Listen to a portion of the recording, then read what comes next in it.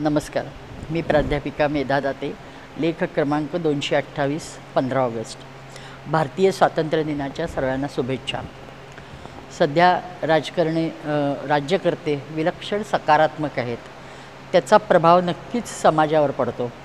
एक काळ होता की आपल्याच देशात आपणच गुलाम होतो.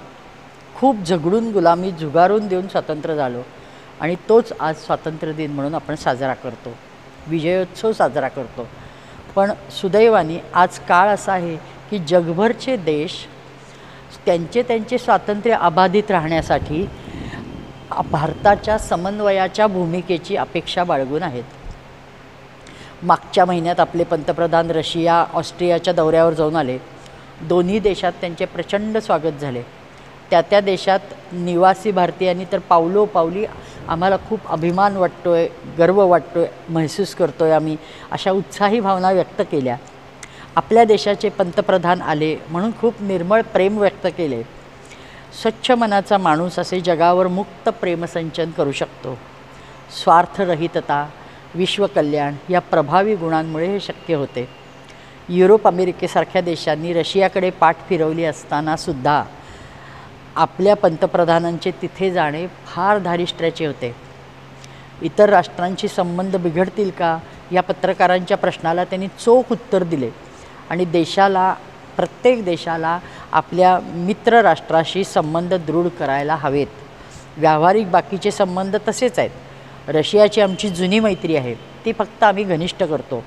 दुसरे धाडसाचे काम म्हणजे पुतीन यांनी रशियाचे राष्ट्राध्यक्ष पुतीन यांनी युक्रेनमध्ये लहान मुलांच्या हॉस्पिटलवर हल्ला केला. तो अतिशय निंदनीय आहे. हा त्यांच्या समोर निषेध नोंदवणे हे खूप धारिष्ट्याचं काम होतं, ते त्यांनी केलं. युद्धाने कोणताही प्रश्न सुटत नाही हे ठाम सांगणे अतिशय जरुरीचे होते, पण ते त्यांनी सांगितले. शिक्षण क्षेत्र, संरक्षण क्षेत्र, संशोधन क्षेत्र या क्षेत्रातील नव्याने आपण पार करत असलेले वेगवेगळे टप्पे त्यांनी जगापुढे जाऊन जाहीर सांगितले आणि आपली ताकद काय झाली आहे हे लोकांच्या लक्षात आणून दिलं. म्हणूनच ते कोणत्या अन्य राष्ट्राच्या रागालोभाची पर्वा न करता स्वनिर्णयाने जाऊ शकले आणि मत नोंदवू शकले. मला पण हे सर्व ह्या विषयात लेखात घेण्याची गरज का लागली तर त्यांची पत्रकार परिषद व त्यात केलेले वक्तव्य.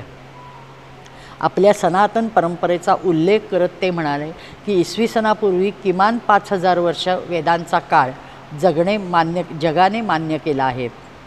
अशी सुरुवात त्यांनी त्यांच्या पत्रकार परिषदेला केली या शब्दांनी. ते आमचे वेद सांगतात की आपण निसर्गाचा भाग आहोत. मानवता जपणे हे आमचे प्रधान कर्तव्य आहे. किंबहुना ती ड्युटी अगदी पाळलीच पाहिजे अशी ड्युटी आहे. एका राजकीय पुढाऱ्याने प्रभू श्रीरामांच्या नावाचा जयघोष 2 परक्या राष्ट्रांमध्ये जाऊन व्यासपीठांवरून करणे ही खूप आनंदाची गोष्ट आहे. त्यांनी पुन्हा जय श्रीरामच्या घोषणा दिल्या आणि संपूर्ण दोन्ही राष्ट्रातल्या भारतीयांनी त्याचा पुनरुच्चार केला.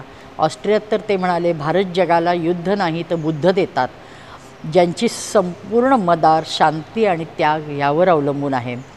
आज लोकशाहीतील आपल्या देशाचा राजा जगातील अन्य देशांच्या संपर्कात असताना सनातन धर्म, वेदांचा उल्लेख, श्रीरामांचा जयघोष, भगवान बुद्धांचा त्याग आणि शांतीचा संदेश या सर्वांचा उच्चार अभिमानाने करतो, तेव्हा नक्कीच सत्ययुगाला सुरुवात झाली आहे याची प्रचिती येते.